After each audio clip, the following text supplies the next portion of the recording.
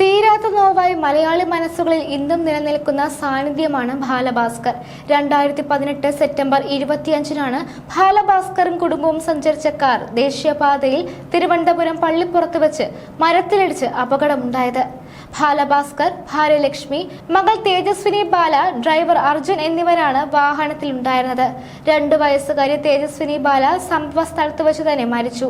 ഗുരുതരമായി പരിക്കേറ്റ ചികിത്സയിലായിരുന്ന ബാലഭാസ്കർ ഒക്ടോബർ 2-ാം തീയതി മരണത്തിന് കീഴടങ്ങി. തന്റെ ഉള്ളിലെ സംഗീതമെല്ലാം ഈ ഭൂമിയിൽ അവസാനിപ്പിച്ചുകൊണ്ടുള്ള ആ യാത്ര പ്രിയപ്പെട്ടവരൊന്നും ഇന്നും മറന്നിട്ടില്ല. അതിവേഗതയിലും അത്ഭുത ശൈലിയിലും വായിക്കുന്ന വയലിൻ വാദകർ പലരും ഉണ്ടെങ്കിലും ബാലഭാസ്കറിന്റെ വയലിൻ വായന ദൈവികമാണ്. ബാലഭാസ്കർ വയലിൻ തന്ത്രങ്ങളിൽ നിറയ്ക്കുന്ന ഫീൽ അപാരമാണ്. അത് ശ്രോതാവിന്റെ ഹൃദയത്തിൽ നവരസങ്ങൾ നിറയ്ക്കുന്നത് സവിശേഷ രീതിയിലാണ്. ബാലഭാസ്കർ അവശേഷിപ്പിച്ചു പോയ ആ പ്രതിഭാസ്പർശം ഇപ്പോഴത്തെ ഗംഗക്കുട്ടിയിലേക്കും പകർന്നിരിക്കുന്നു എന്ന് തോന്നും ആ വയലിൻ ആസ്വദിക്കുമ്പോൾ. വയലിൻ കമ്പികളിൽ ബാലഭാസ്കർ അതിമൃദുലമായാണ് വയലിന്റെ ബോ ഓടിക്കുക.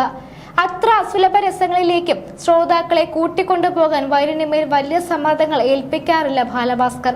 വയലിന് വേദനിക്കുമോ എന്ന് തോന്നുമാറാണ് ബോ ഓടിക്കുക.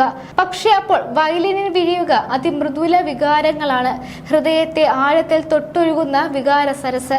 വയലിന് വേദനിക്കുമോ എന്ന പേടിയോടെ അതിമൃദുലമായി വയലിനെ സ്പർശിക്കുന്ന ഗംഗാ ശശിധരൻ എന്ന അത്ഭുത പ്രതിഭ തീർക്കുന്നതും അതിശയിപ്പിക്കുന്ന സംഗീത പ്രപഞ്ചം തന്നെ.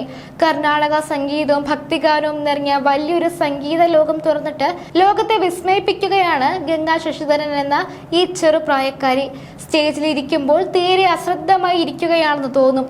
അടുത്ത നിമിഷം ബോ കയ്യിലെടുത്ത് വയലിൻ ഓടിക്കുമ്പോൾ പുറത്തു വരുന്നത് അസുലഭ സംഗീത പ്രപഞ്ചം. അത്ഭുത പ്രതിഭ എന്ന് മാത്രം വിശേഷിപ്പിക്കാൻ കഴിയുന്ന ഈ കുട്ടി കേരളത്തിൽ മാത്രമല്ല ലോകമെങ്ങും ആരാധകരെ സൃഷ്ടിക്കുകയാണ്. മധുരമലെ മാമുനിയെ മുരുകയ്യ എന്ന ഭക്തിഗാനവും കർണാടക സംഗീതത്തിലെ സങ്കീർണമായ കീർത്തനങ്ങളും രാഗങ്ങളും ഒരുപോലെ അനായാസമായി വരങ്ങിടുന്നു ഗംഗ എന്ന ഈ വിസ്മയം. അതെ, ബാലഭാസ്കറിന് ശേഷം വയലിനാൽ പണ്ഡിതരെയും പാമരരെയും സംഗീത പ്രേമികളെയും സംഗീതജ്ഞാനമില്ലാത്തവരെയും ഒരു ചരടിൽ കോർക്കുന്നു ഗംഗാ ശശിധരനും. 2007 ഫെബ്രുവരി 14-ന് ജനിച്ച ഗംഗാ ശശിധരൻ ഇപ്പോൾ പ്രായം 9 വയസ്സാണ്. 7 വർഷം മുൻപ് 2018 ഒക്ടോബർ 2-നാണ് ബാലഭാസ്കർ കാർ അപകടത്തിൽ മരിക്കുന്നത്. അതുകൊണ്ട് തന്നെ ബാലഭാസ്കറിന്റെ പുനർജന്മം എന്നൊന്നും പറയാനാവില്ലെങ്കിലും ബാലഭാസ്കർ ബാക്കി വെച്ച വയലിൻ സംഗീതത്തിന്റെ വിടവ് നികത്താൻ ഗംഗാ ശശിധരന് കഴിയുന്നു എന്ന് മാത്രമല്ല, ഒരുപക്ഷെ ഗംഗ അതിനപ്പുറവും പോകുന്നു.